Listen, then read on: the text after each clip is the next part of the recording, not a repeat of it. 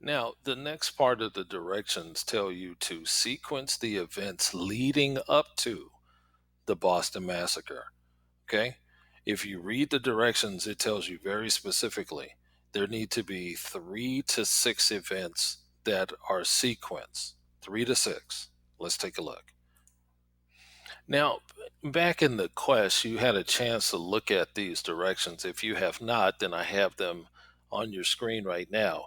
And it says your presentation. Remember, you know what you're going to turn in now. It's either going to be an Adobe Spark, a PowerPoint, or Google Slides.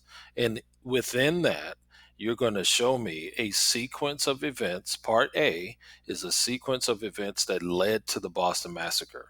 Tell what happened from beginning to end. Consider using a flow map for this slide or storyboard that. Okay. Whatever you decide to use, you have to make sure that it is 3 to 6 scenes.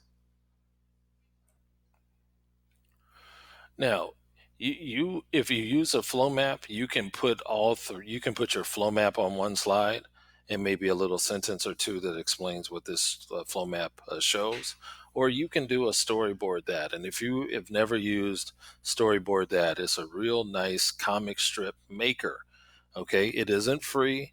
It will ask you to log in. Make sure you log in with your Google login, and then you can create an account on your own. Okay. Now you can, as you can see, you can put all six. You can either make a strip of 3, or you can make a strip of 6, comic strip of 6 using storyboard that. Now, some of the events that I should see should go as far back as the proclamation of 1763. Okay. Because as you know, the Boston Massacre didn't just happen overnight. It was building and slowly boiling to the point where the colonists just couldn't take it anymore. I should see in there things like the Proclamation of 1763, the Quartering Act, the Sugar Act, those things that we discussed in class. If your research, includes other grievances that really, really, made the colonists upset or complain, then include those. Okay. But make sure that you have a slide or several slides that show the events leading up to the Boston Massacre.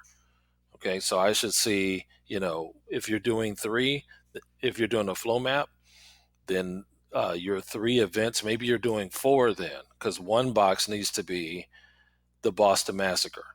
Okay. If you're doing a storyboard that, then one of these boxes in the end, the very last box, should lead up to the Boston Massacre.